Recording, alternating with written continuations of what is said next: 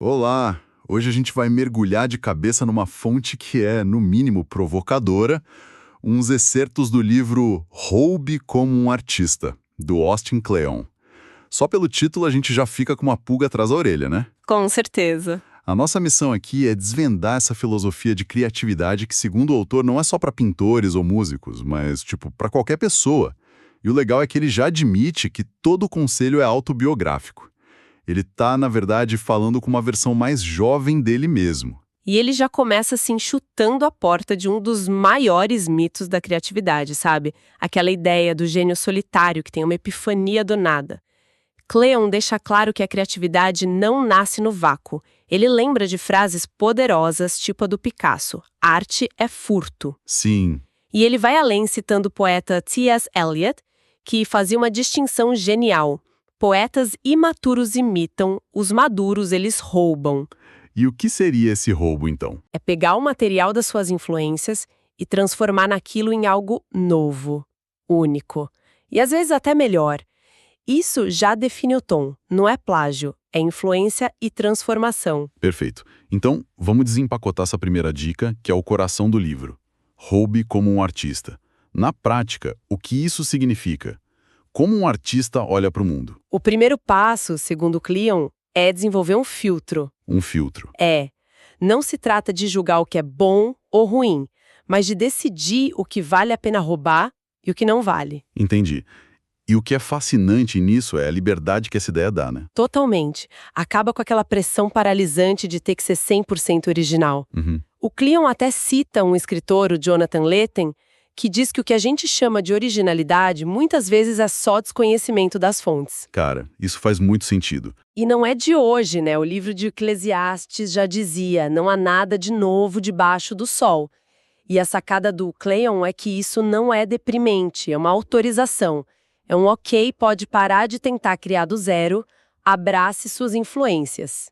E ele usa uma analogia que eu achei fantástica para explicar isso, a da genealogia das ideias. Ah, sim. É quase matemática. Ele diz que 1 mais 1 é igual a 3. Exato. Se você desenha duas linhas, você não tem só as duas linhas. Você tem o espaço negativo que se cria entre elas. É uma terceira coisa. E isso leva direto para a genética. Pai mais mãe é igual a você. Você é um remix deles, dos seus ancestrais. É uma combinação única. Exatamente. E aí vem a virada de chave. A gente não escolhe a família biológica, mas a gente deve escolher nossa família criativa. Os livros, os filmes, os artistas. Tudo isso forma nosso DNA criativo. Como Goethe dizia, e o Kleon cita, nós somos talhados e moldados por aquilo que amamos. Então, a curadoria do que a gente consome já é um ato criativo, sabe? O que nos leva a uma dica super prática. Se somos um remix, como a gente acha os melhores ingredientes? Ele sugere subir na sua árvore genealógica de ideias. Escolha um pensador que você ama, estude tudo sobre ele. E depois, encontre 3 pessoas que esse pensador amava e estude tudo sobre elas. E repetir o processo, né? Você começa a se ver como parte de uma linhagem, de uma tradição.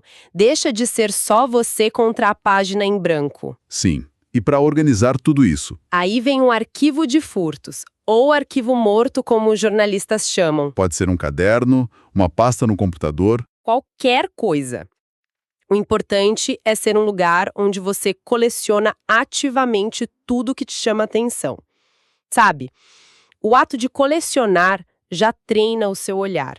Você vira um caçador de inspiração. Ok, então. O arquivo tá cheio, a cabeça tá fervilhando de referências, mas eu passo o seguinte. Muita gente trava aí na hora de fazer algo. Sim. E é talvez o conselho mais difícil de seguir. A segunda dica é: não espere até saber quem você é para começar. Ele inverte a lógica toda. Totalmente. A gente acha que precisa se encontrar para depois criar. Ele diz que é o contrário. É no ato de criar que a gente descobre quem a gente é. A identidade é um subproduto da ação. E isso ataca direto a síndrome do impostor, né? Aquele sentimento de que você é uma fraude. Exato. O Kleon basicamente diz que todo mundo se sente assim. A diferença é que as pessoas que realizam coisas não se deixam paralisar. A resposta para a dúvida não é mais reflexão, é mais trabalho. E qual é a estratégia para isso? Ele fala do fingir até conseguir? O fake it till you make it? Mas, tipo, isso não soa meio falso? É uma boa pergunta. Ele oferece duas interpretações que mudam tudo. A primeira é: finja ser algo que não é, até você se tornar. Certo. E a segunda, que eu acho mais poderosa, é: finge estar fazendo algo, até você de fato estar fazendo. O exemplo da Patti Smith e do Robert Mapplethorpe é perfeito. Ah, em Nova York. Isso. Eles se vestiam como artistas, agiam como artistas, antes de serem reconhecidos como tal. Não é sobre enganar os outros, é sobre enganar a si mesmo para superar a inércia. Entendi. E esse impulso muitas vezes começa com a cópia, né? Mas aí a gente volta para aquela linha tênue, cópia como aprendizado ou plágio. É uma preocupação legítima, e ele é muito cuidadoso aí. Ele diz que copiar é engenharia reversa. É como desmontar um motor para entender como funciona. Ninguém aprende a escrever sem copiar o alfabeto. Exato. Os Beatles começaram como uma banda cover. O objetivo não é roubar o estilo, a casca, mas entender o pensamento por trás do estilo. É tentar ver o mundo com os olhos dos seus heróis. E para deixar isso claro, ele cria até uma tabela, né? Do bom roubo e do mau roubo. Sim, que é super útil. Bom roubo honra, estuda, rouba de vários, acredita e transforma. E o mau roubo degrada, rouba de um só, plagia, imita. E extirpa, tira do contexto. E isso tudo leva a um ponto que, para mim, é a ideia mais libertadora do livro. É a transição da imitação para a emulação. Que é com aquela citação do Conan O'Brien. Essa mesma. O Conan explica que é impossível ser igual ao seu herói. Ele tentou ser o Letterman, falhou, e virou o Conan. O Letterman tentou ser o Carson, falhou, e virou o Letterman. Uau! A conclusão é espetacular. É no nosso fracasso em fazer uma cópia perfeita que a gente se define. É nessa falha que a nossa voz única aparece. Nossa! Preciso de um segundo. Quer dizer que a nossa identidade criativa nasce da falha em ser outra pessoa. Exatamente. Isso é libertador demais. Mas e a prática em si? Hoje a gente vive no computador. Cleon fala sobre isso, sobre as ferramentas, né? Sim, e ele dá um passo atrás, para o físico. A quarta dica é: use suas mãos. Ele cita a cartunista Lynda Barry. Em nossa era digital, não esqueça de usar suas digitais. E qual o problema do computador para ele? Não é que o computador seja ruim, mas ele é bom demais em editar. E isso na fase inicial é um problema. O perfeccionismo precoce. Isso. Aquele impulso de escrever e já apagar, de ajustar a fonte antes de ter o texto, isso mata a espontaneidade. O trabalho que vem só da mente, ele diz, não é nada bom. Faz todo sentido. E ele propõe uma solução bem prática para isso, certo? Exato, uma solução simples, ter duas estações de trabalho. Uma mesa analógica, sem eletrônicos, só papel, caneta, post-it, é a mesa do caos. E a outra? Uma digital, com computador, scanner, é a mesa da edição, da publicação. Ele chama de loop analógico digital. As ideias nascem no papel, vão para o computador, talvez voltem para o papel. O melhor dos dois mundos. E essa ideia de separar os espaços me parece conectar com outra dica, sobre não colocar todos os ovos na mesma cesta criativa. Perfeitamente. A quinta dica: projetos paralelos e hobbies são importantes. Ele acredita que o trabalho que a gente faz enquanto tá, enrolando, O trabalho que a gente deveria estar fazendo. muitas vezes sim, é a procrastinação produtiva. Pular de um projeto para o outro, a mente descansa de uma tarefa, mas continua ativa em outra. E ele também fala de algo que a gente tem cada vez menos: o tédio. Sim, ele cita um colega que diz: quando fico muito ocupado, fico idiota.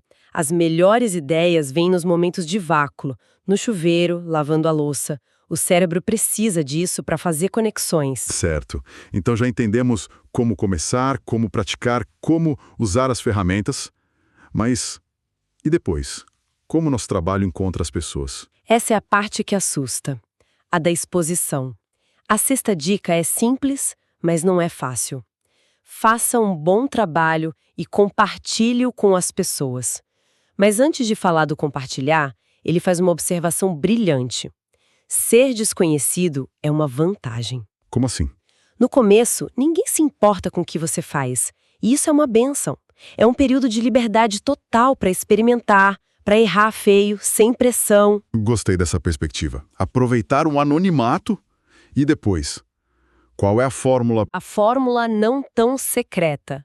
A primeira parte, fazer um bom trabalho, é a mais difícil. É sobre dedicação. A segunda, compartilhar, é onde a tecnologia ajuda. Coloque na internet. Mas a internet é um lugar tão barulhento. Como se fazer ouvir? O Cleon argumenta que o segredo não é só postar o trabalho final. O segredo é um outro processo de 2 etapas. E qual seria? Etapa 1. Preste atenção em algo que te interessa de verdade. Etapa 2. Convide os outros a prestarem atenção com você. Não é ser um especialista, é ser um entusiasta que compartilha a jornada. Compartilhar o processo, os bastidores, os erros, as influências. Isso cria uma conexão humana. A presença online vira uma espécie de diário de bordo aberto. Uma incubadora de ideias. Exatamente. E não precisa compartilhar tudo. Fragmentos, vislumbres, já é o suficiente para criar uma comunidade e principalmente se sentir menos só na jornada. Juntando todas essas dicas, parece surgir um tema recorrente, quase um paradoxo, né? A criatividade parece florescer não quando temos todas as opções do mundo, mas o contrário. Sim, você captou a essência. E isso nos leva direto para uma reflexão final que amarra tudo. É a 10ª dica. Criatividade é subtração. Subtração. Cleon argumenta que nada é mais paralisante que possibilidades ilimitadas. A tela em branco, a página vazia, é aterrorizante. O jeito de superar o bloqueio é se impor restrições. Então, um pensamento final para quem nos ouve levar.